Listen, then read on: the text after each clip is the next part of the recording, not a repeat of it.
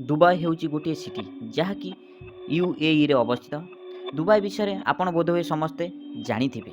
ବିଶ୍ୱର ସବୁଠୁ ବଡ଼ ମଲ୍ କୁହନ୍ତୁ, ବଡ଼ ହୋଟେଲ କୁହନ୍ତୁ, ସମୁଦ୍ର ଭିତରେ ମ୍ୟାନମେଡ୍ ଆଇଲ୍ୟାଣ୍ଡ କଥା କୁହନ୍ତୁ, ବଡ଼ ବଡ଼ ଇନଫ୍ରାଷ୍ଟ୍ରକ୍ଚର କେବଳ ବାଲିରେ ସିଏ ଛିଡ଼ା କରି ଦେଉଛନ୍ତି। ଦୁବାଇର ଗୋଟିଏ ରୁଲ୍ ଅଛି, ଓନ୍ଲି ୱାନ୍ ନହେଲେ ନମ୍ବର ୱାନ୍।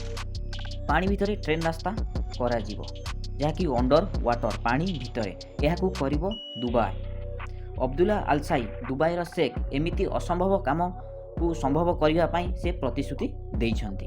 ଯଦି ଏହି ପ୍ରୋଜେକ୍ଟ ସଫଳ ହୋଇଯାଏ ତାହେଲେ ମାତ୍ର 2 ଘଣ୍ଟା ଲାଗିବ ମୁମ୍ବାଇ ଠାରୁ ଦୁବାଇକୁ ପହଞ୍ଚିବା ପାଇଁ। ଏହାର ଦୂରତା ହେଉଛି 2000 କିଲୋମିଟର। ମାତ୍ର ଲାଗିବ 2 ଘଣ୍ଟା। ଆପଣ ଗୋଟେ ହିନ୍ଦୀ ଫିଲ୍ମ କି ଓଡ଼ିଆ ଫିଲ୍ମ ଲଗାଇଦେବେ, ଦେଖି ସାରିବା ପୂର୍ବରୁ ଆପଣ ପହଞ୍ଚି ଯାଇଥିବେ ଦୁବାଇରେ। ମୁମ୍ବାଇ ଠାରୁ ଦୁବାଇକୁ ମାତ୍ର 2 ଘଣ୍ଟାରେ। ପାଣି ଭିତରେ 2000 କିଲୋମିଟର ଯାତ୍ରା କରିବା ଏକ ବିପଦପୂର୍ଣ୍ଣ। ଯଦି ସୁନାମି ଆସିଲା କି ଟ୍ରେନ୍ ମଝିରେ ଆକ୍ସିଡେଣ୍ଟ ହୋଇଗଲା ତାହେଲେ କ'ଣ କରାଯିବ?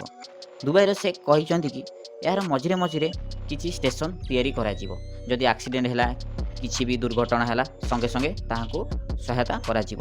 ଏବଂ ସୁନାମି ପାଇଁ ସେ କହିଲେ କି ଉନ୍ନତ ଧରଣର ଯନ୍ତ୍ର ବ୍ୟବହାର କରାଯିବ, ଯାହାକୁ ଆମେ ପୂର୍ବାନୁମାନ କରିପାରିବା। ଟ୍ରେନ୍ ରାସ୍ତା ହୋଇସାରିଲା ପରେ ଇମ୍ପୋର୍ଟ ଏକ୍ସପୋର୍ଟ କରାଯିବ। ଦୁବାଇକୁ ଆମଠାରୁ ନର୍ମଦା ପାଣି ନେବାରେ ସୁବିଧା ହେବ, ଆମକୁ ମଧ୍ୟ ତୈଳ ଆଣିବାରେ ସୁବିଧା ହେବ। ତାପରେ ପାସେଞ୍ଜର ଯିବା ଆସିବା କରିବେ।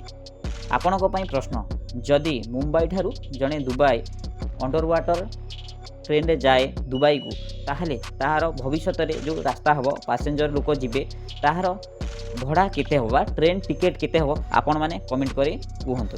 ଏମିତି ନୂଆ ନୂଆ ଭିଡ଼ିଓ ଦେଖିବାକୁ ଆମର ଚ୍ୟାନେଲକୁ ସବସ୍କ୍ରାଇବ୍ କରନ୍ତୁ ଏବଂ ଆପଣଙ୍କୁ ଯଦି ଭିଡ଼ିଓଟି ଭଲ ଲାଗିଥାଏ ତାହେଲେ ଲାଇକ୍ କରନ୍ତୁ।